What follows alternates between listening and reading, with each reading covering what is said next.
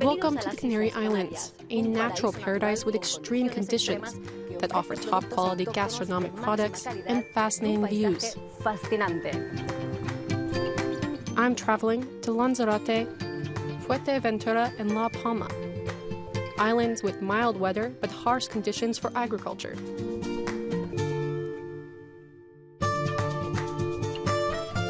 I arrive at the home of Lanzarote's wine, which has the protected designation of origin label. These fire mountains erupted 300 years ago, devastating part of the island. A moonscape where viticulture was kept alive, thanks to an ingenious technique that turns the ashes into fertile soil.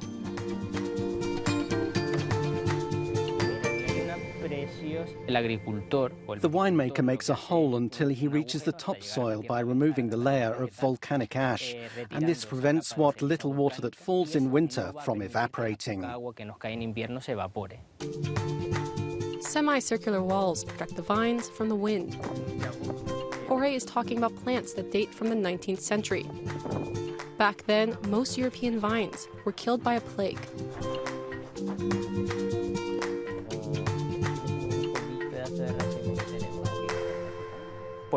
This vine's 200 years old. It's here thanks to the fact that the famous phylloxera plague didn't arrive here.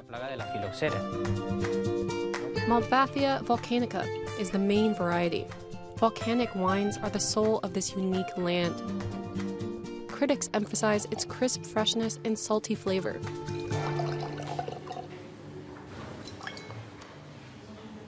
With Malvasia volcanica dry, we try to express the salinity of our vines in one glass. Fuerteventura, the cradle of the Majorero goat cheese, an arid volcanic island, a perfect habitat for these goats, a native breed, well adapted to the dry terrain and hostile climate conditions. Freshly drawn local milk is the base for traditional cheeses inherited from indigenous civilizations. Today, manufacturers are banking on a sustainable model. We have been developing a strategic sustainability plan for years now, focused mainly on energy savings. 50% of our energy consumption will be renewable. We're also digitalizing the entire operation of our own plant. Digitalization aside, making the first goat's cheese in Spain to get the protected origin label demands expertise and craftsmanship. Since getting the label, its prestige has grown.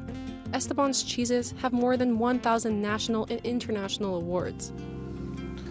You'll notice its creamy texture with hints of caramel and coffee. This is what makes it unique. It's excellent.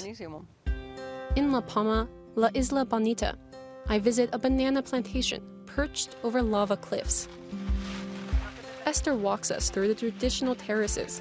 The Canary Islands produce more than half of the bananas consumed in Europe. And it's the only banana in the world to have a protected geographical indication status. It's a very traditional crop. All the work is done manually. And since ours is a European production, we have important environmental requirements. All this together with the care of the farmers means we have a product that's unique in the world. These might look like trees, but they are plants that grow from subterranean stems. Angel is the plantation manager. We remove the flower so that the bananas don't rot. Come closer and I'll show you.